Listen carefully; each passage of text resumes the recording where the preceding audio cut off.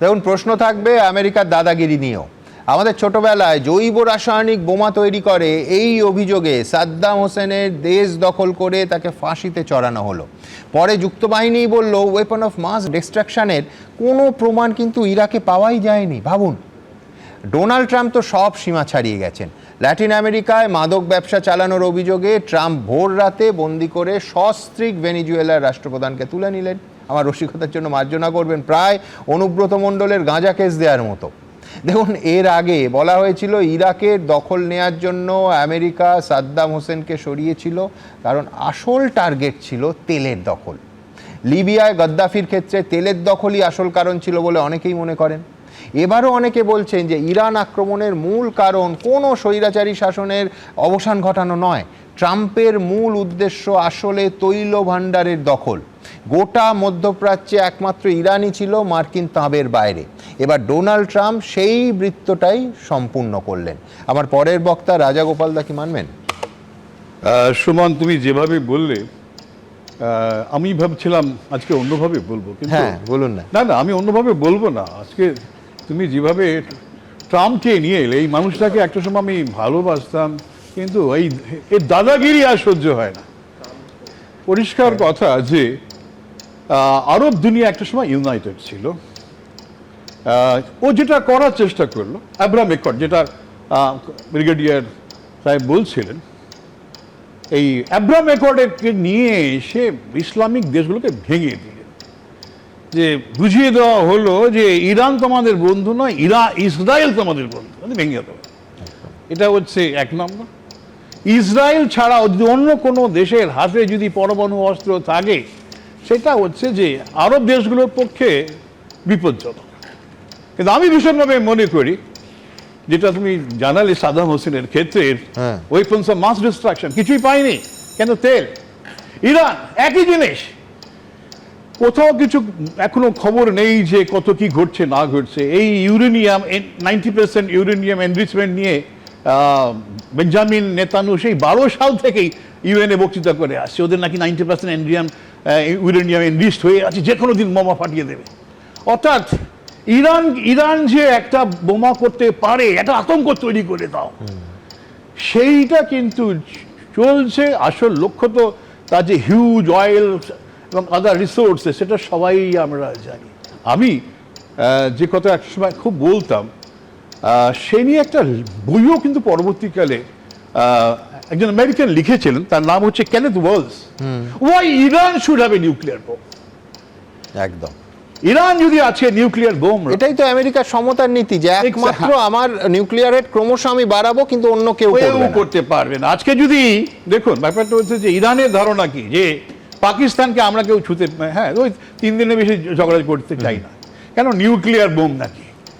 এখন এই নিউক্লিয়ার যে এমন একটা জায়গায় নিয়ে গেছে, যদি ইরান যদি নিউক্লিয়ার বোম তৈরি করতে পারতো, তাহলে কিন্তু এই যে মধ্যপ্রাচ্য জুড়ে যে ধরনের সংঘাত দুশ্চিন্তা, সেটা কিন্তু অনেকটা, এই যে ইসরায়েলের বাড়াবাড়ি, সেটা কিন্তু অনেকটাই দমে যেতে পারত।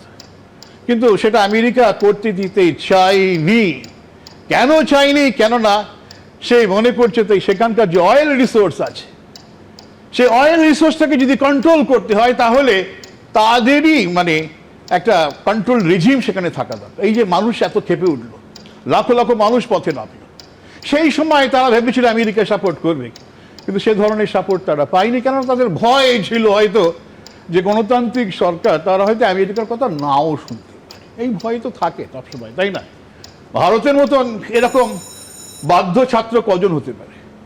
আমরা চাবাহারে, দেখুন ইরান আমাদেরকে কি করেছে। চাবাহারে আমরা যখন বললাম যে পাকিস্তান গাদ্দারে চীনের সাহায্যে পোর্ট তৈরি করছে, আমরা চাবাহারে বোম্বে থেকে ক্রস করলেই চাবাহার চলে যাওয়া যায়, আমরা সেটা পেতে চাই। ওরা সঙ্গে সঙ্গে আমাদের দিয়েছে, আমরা সেখানে পয়সা খরচা করেছি, আমরা সেখানে রাস্তাঘাটের জন্য অনেক ইউরোপিয়ান দেশ তারা রয়েছে। কিন্তু এবছর দেখেছেন মানে বাজেটে একটা টাকাও দেওয়া হয়নি। কেন? ট্রাম্পের ভয়। এত বাধ্য ছেলে ছাত্র আর কোথাও আসেনি। ট্রাম্প বলে দিল যে দেখুন, যেটা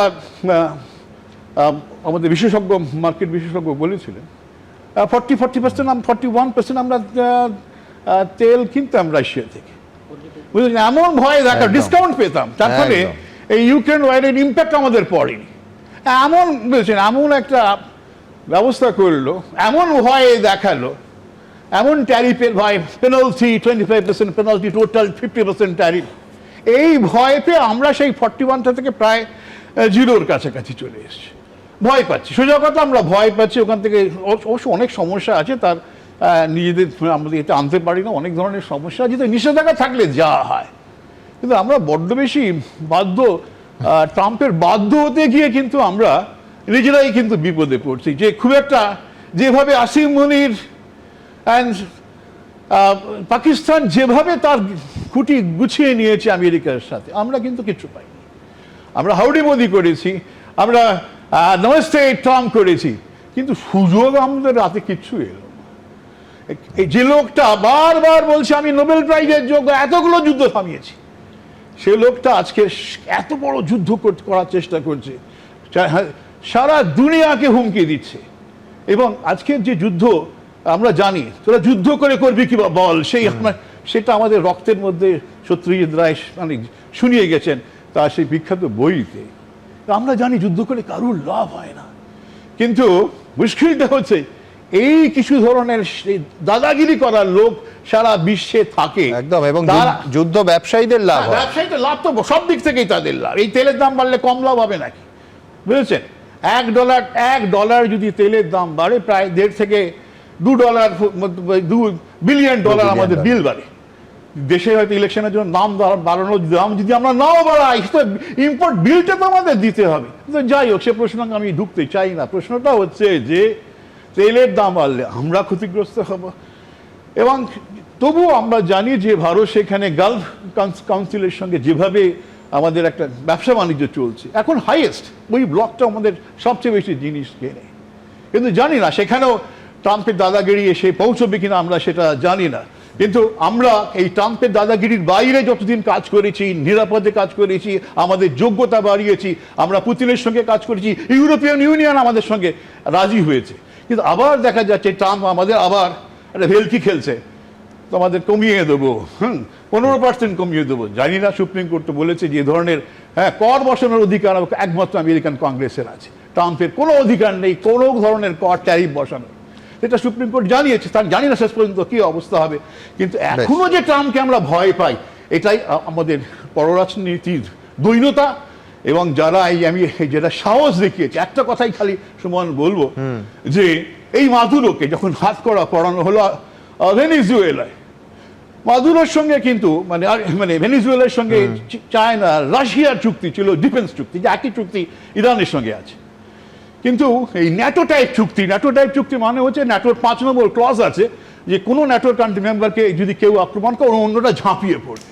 চায়নার সঙ্গে একমাত্র নর্থ কোরিয়া সেরকম এগ্রিমেন্ট আছে। দেখুন, সারা ঘিরে রেখে দিল ভেনিজুয়েলার সর্বত্র, বেশ কিছুদিনে ইরানের চারিদিকে ঘিরে রেখে দিয়েছে, কিন্তু রাশিয়া কিচ্ছু পাঠালো না।